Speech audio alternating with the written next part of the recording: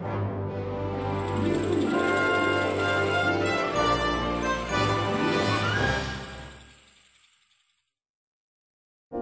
used to go along from day to day, living our lives in whatever which way it came, and it seemed to us that everything was just fine, and that we were living quite well. And then one day, we all woke up with a strange sensation that somehow something was not right. We didn't know exactly what it was.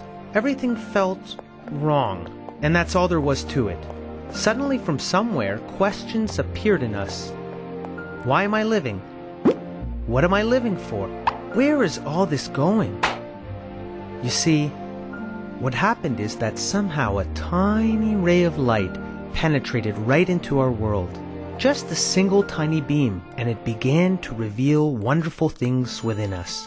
That it came from a world made of light, where there's only good, a place that's kind and secure, because everyone there is happy to live only according to one rule. The rule of mutual love. And we began to feel the great difference between the inner feeling of that beautiful world and how it felt to be living in this one. Compared to that distant light, we live in total darkness. Before the ray of light arrived, it seemed to us that everything was okay. But as soon as it appeared, boom, bang, everything turned upside down. Because it showed us that we don't live like the law of the light at all, but only according to the darkest darkness. And rather than being completely free, as we had imagined, we all began to see that each of us was trapped in their own little egoistic box. Not seeing anyone, not hearing anyone, not understanding or loving anyone. All of this was done by just one tiny ray of light. How could we continue to live another moment like this once we knew that we didn't have to feel this lonely sadness anymore?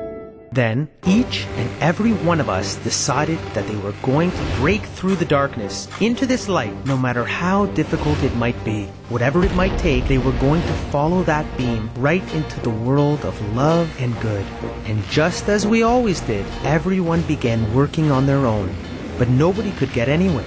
We couldn't break through even as much as an inch. It didn't take long before everyone lost hope and felt there was absolutely no way they could ever escape their lost little chambers. No, there was no way to break through. And we each thought, just as I was born an egoist, that's the way I'll always be. That's how I'll live, and that's how I'll die. There's no way out of here, ever. And then, without warning, one of us cried out, "I understand. I know why we're not getting anywhere." And he began to dig. No one knew why he was digging in such a different direction. We just couldn't understand. What is this stupid digging towards us? And why is he shouting? What is he shouting about? There must be something wrong with him.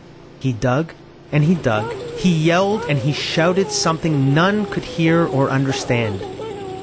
Until he got close enough that one of us realized he was calling out, "Brothers, brothers, you are with me, and I am with you, and only together can we all break through." Then he also understood the whole thing, and began digging towards his friend until at last they met, unified and shone in mutual love, just like the light. Then another heard them, and another, and another. And as we all began to connect, we understood that only united can we break through into the light. Only together, but never alone. And we broke through this darkest darkness, and that's how we started living in a bright new world of freedom and joy.